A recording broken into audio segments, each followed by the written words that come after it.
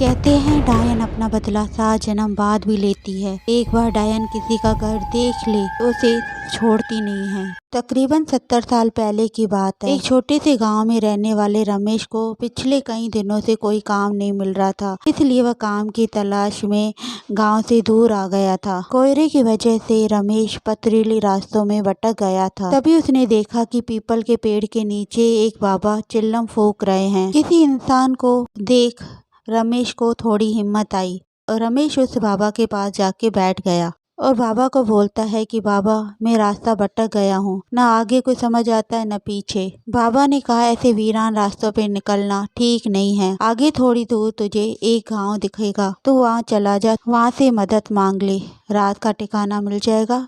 रमेश बाबा की बताए रास्ते पे जाने लगा। रास्ते में जानवरों की भयानक आवाज आ रही थी। अचानक रमेश को अपने पीछे कदमों की आवाज सुनाई दी।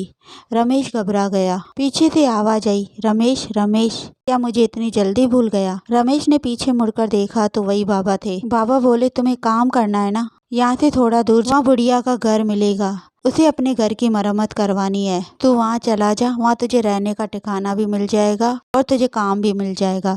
लेकिन बुढ़िया से ज्यादा सवाल करना नहीं, उसे ज्यादा सवाल करना पसंद नहीं है। और दूसरा, अपने काम से काम रखना। रमेश बोला, मुझे काम मिल जाए वही बहुत है।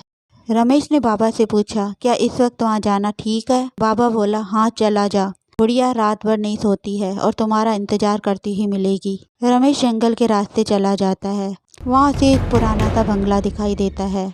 रमेश दरवाजा खटखटाता है। बुढ़िया दरवाजा खोलती है। बुढ़िया बोलती है, अंदर आ जाओ। बुढ़िया उसको अंदर ले जाती है। एक कमरे में वह जाते हैं। वहाँ का नज़ारा देख रमेश बहुत घबरा जाता है।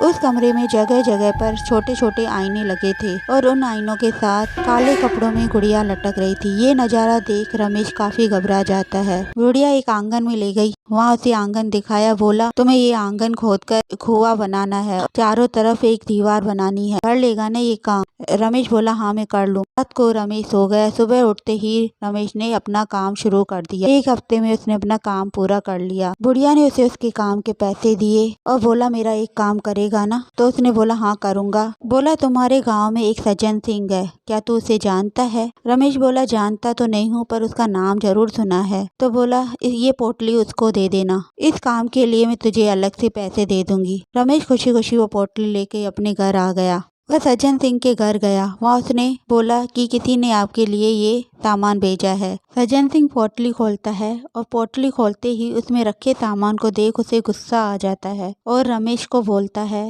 जिसका ये सामान है उसे ये वापस पहुँचा दो।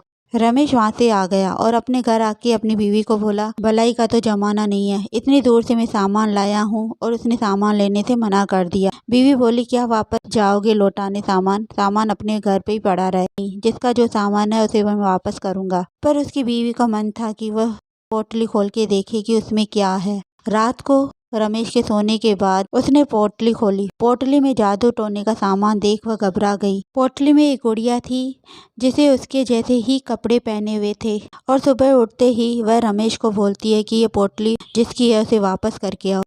तो रमेश पूछता है कि क्या तुमने ये पोटली खोलकर देखी? उसकी वाइफ बोलती है, मैंने कुछ नहीं देखा, पर ये पोटली तुम वापस करके आओ और वापस करके वहाँ रुकना मत, जल्दी से घर आ जाना। रमेश पोटली वापस करने जब जा रहा था तो रास्ते में उसने लोगों की बातें सुनी कि सज्जन सिंह और उसकी वाइफ अब इस दुनिया में नहीं रहे। लोग बातें कर रहे थे कि उनका शरीर कैसे मुड़ा हुआ था, किसी जादू टोने से जैसे उसे मारा गया हो। उनका पूरा शरीर एक कपड़े की गुड़िया की तरह मुड़ा हुआ था। रमेश उनकी बातें सुन के घबरा जाता है और मन में सोचता है कि कल मैं पोटली देने गया और आज इनकी मौत हो गई। वह बुढ़िया के बंगले पर पहुंचता है तो देखता है कि वहाँ ताला लगा है। रमेश जानना चाहता है कि वह वहाँ क्या है, इसलिए वह ताला तोड़ के अंदर चला जाता है। वह ताला तोड़कर अंदर जाता है तो हैरान हो जाता है। आईने के सामने 3 गुड़िया लटकी हुई थी, जिसमें एक गुड़िया ने सेम उसकी बीवी के जैसे ही कपड़े पहने हुए थे। वह बंगले से बाहर निकल आता है। बाहर उसे एक आदमी मिलता है। वह उसे बताता है कि ये बंगला डायन का है।